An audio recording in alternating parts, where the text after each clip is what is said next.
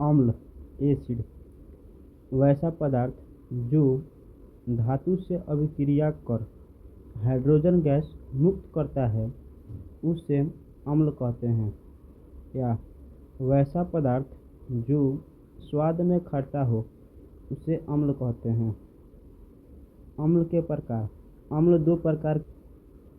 प्रबल अम्ल strong acid वैसा अम्ल जो जल में 100% आयनीकृत हो जाता है अर्थात पूर्ण रूप से टूट जाता है उसे प्रबल अम्ल कहते हैं। जैसे सल्फ्यूरिक अम्ल, नाइट्रिक। दुर्बल अम्ल वीक एसिड वैसा अम्ल जो जल में 100% आयनीकृत नहीं होता है अर्थात पूर्ण रूप से नहीं टूटता है उसे दुर्बल अम्ल कहते हैं। भस्म या क्षारक बेसिस वैसा पदार्थ जो जल को घुलाकर हाइड्रोक्साइड आयन बनाता है उसे भस्म कहते हैं। या वैसा पदार्थ जो स्वाद में कड़वा हो उसे भस्म कहते हैं। भस्म या क्षारक के प्रकार। यह दो प्रकार के होते हैं। प्रबल क्षारक स्ट्रॉन्ग बेसिस वैसा पदार्थ जो जल में 100% आयनीकृत होता है अर्थात पूर्ण रूप से टूट जाता है उसे प्रबल क्षारक कहते हैं। दुर्बल भस्म वीक बेसिस वैसा भस्म जो जल में 100% आयनीकृत नहीं होता है अर्थात पूर्ण रूप से नहीं टूटता है उसे दुर्बल भस्म कहते हैं। पीएच और पीओएच किसी घोल के अम्लीय शक्ति और क्षारीय शक्ति के मापने की इकाई को पीएच और पीओएच कहते हैं। पावर ऑफ हाइड्रोजन पीएच किसी घोल के हाइड्रोजन आयनों के सांद्रण में ऋणात्मक लॉग को पीएच कहते हैं। PH equal minus log plus hydrogen. Power of hydroxide pOH किसी घोल के हाइड्रोक्साइड आयन के सांद्रण में ऋणात्मक लॉग को पीओएच कहते हैं। POH equal minus log.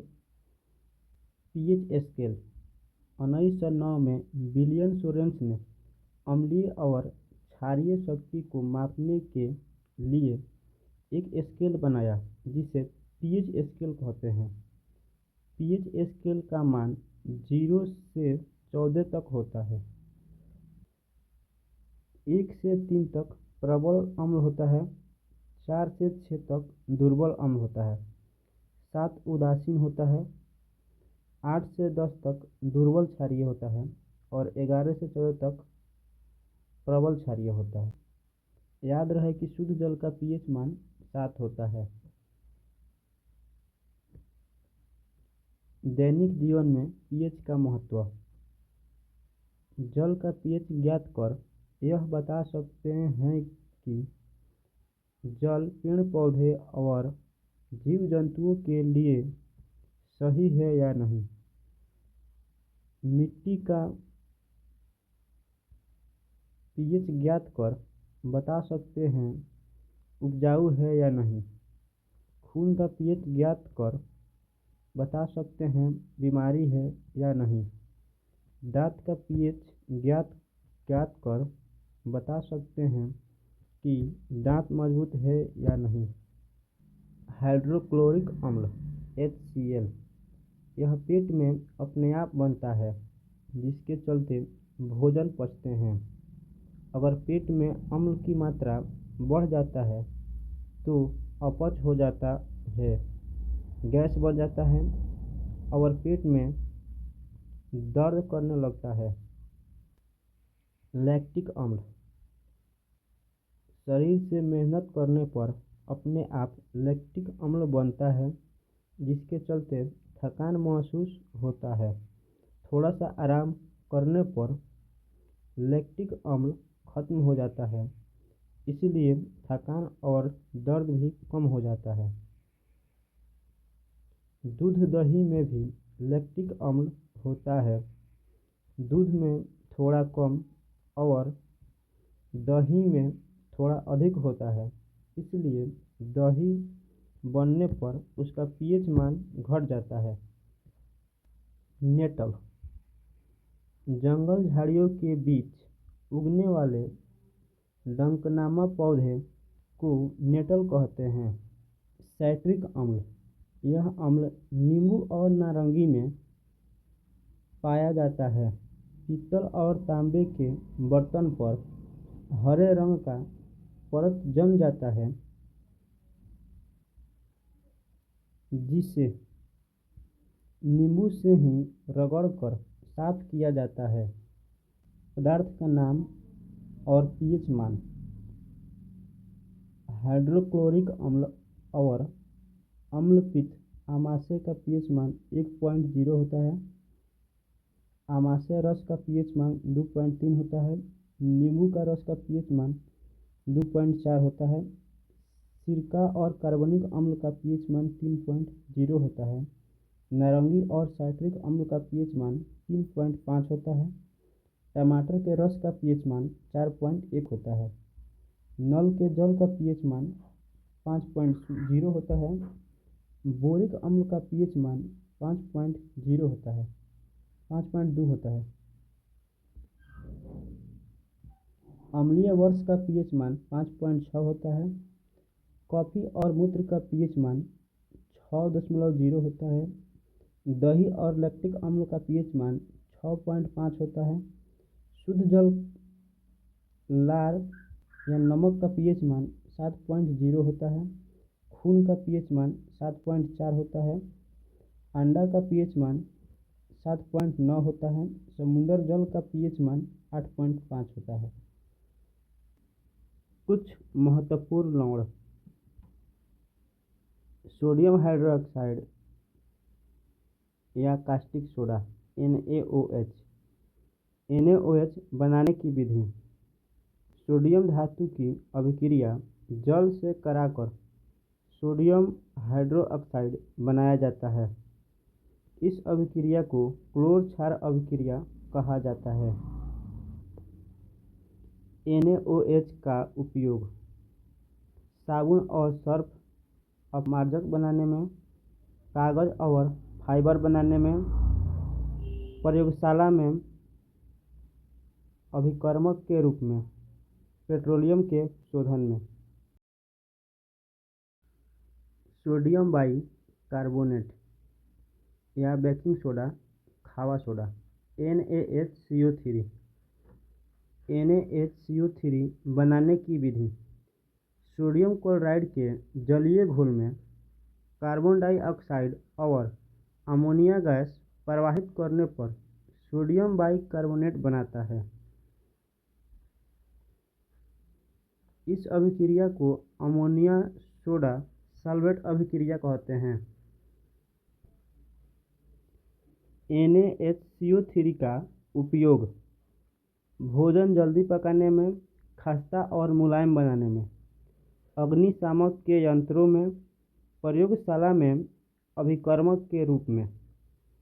Sodium by carbonate washing soda Na2CO3 10H2O। Na2CO3 10H2O बनाने की विधि। बेकिंग सोडा को गर्म कर सोडियम बाइकार्बोनेट बनाया जाता है। उसे जल में घोलने पर धोने का सोडा बन जाता है। वॉशिंग सोडा का उपयोग कपड़ा धोने में, जल के खारेपन को दूर करने में, प्रयोगशाला में अभिकर्मक के रूप में, साबुन और ग्लास बनाने में। विरंजक चूर्ण या ब्लीचिंग पाउडर CaOCl2। रासायनिक नाम कैल्शियम ऑक्सीक्लोराइड बनाने की विधि। शुष्क या बुझे हुए चूने को 40 डिग्री ताप पर क्लोरीन गैस प्रवाहित करने से विरंजक चूर्ण बनता है। विरंजक चूर्ण का उपयोग कागज एवं कपड़े के रंग छुड़ाने में, कीटाणुओं को मारने के लिए, केरोसिन गैस बनाने में, बेहोश करने वाली दवा क्लोरोफॉर्म बनाने में। Plaster of Paris POP CaSO4 half H2O इसका सूत्र होता है। रासायनिक नाम कैल्शियम सल्फेट और हाइड्रेट। प्लास्टर ऑफ पेरिस बनाने की विधि, जिप्सम को 120 डिग्री ताप पर गर्म कर प्लास्टर ऑफ पेरिस बनाया जाता है। POP का उपयोग मूर्ति बनाने में, टूटी हड्डियों को प्लास्टर करने में, दीवारों के छिद्र भरने में, पीतल एवं तांबे के बर्तन में दही एवं खट्टे पदार्थों को नहीं रखते हैं, क्योंकि दूध दही में मौजूद लैक्टिक अम्ल पीतल और तांबे धातु से अभिक्रिया कर हाइड्रोजन गैस मुक्त करता है, जो बर्तन को छेद कर देता है। HCl और HNO3 का जलीय घोल अम्लीय गुण प्रदर्शित करता है, क्योंकि ये जल में घुलकर आयनों में टूट जाता है और हाइड्रोजन आयन बनाते हैं, जबकि अल्कोहल और ग्लूकोज जलीय घोल अम्लीय गुण का प्रदर्शित नहीं करता है, क्योंकि ये जल में घुलने के बावजूद भी आयनों में नहीं टूटता है और न ही हाइड्रोजन आयन बनाता है।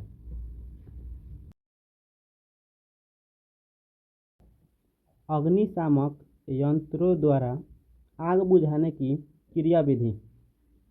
अग्निशामक यंत्रों में सोडियम बाइकार्बोनेट और सल्फ्यूरिक अम्ल के मिश्रण भरे रहते हैं।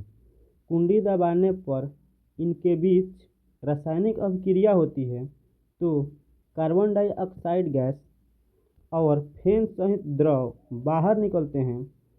फेन सहित द्रव आग को बुझाता है और कार्बन डाइऑक्साइड गैस आग के चारों तरफ फैल कर ऑक्सीजन गैस को भगा देता है, तो आग जल्द ही बुझ जाता है।